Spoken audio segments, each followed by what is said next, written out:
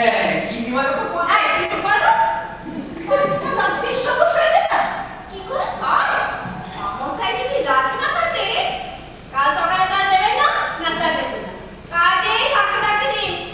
মা, এই মেয়েটা উঠলে দেখাবো। আমাকে অত উকিল খুব দেখেছি।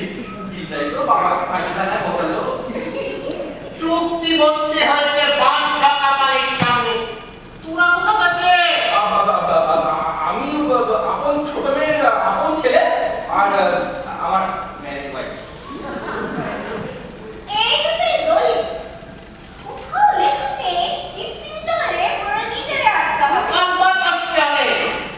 প্রত্যেকবার এসে প্রমাণ করতে হবে সে জীবিত আছে। আচ্ছা, মেয়েটা মরে যায়নি তো? এই বলতে গেল না না মরেনি। শেষ কিস্তি ভালো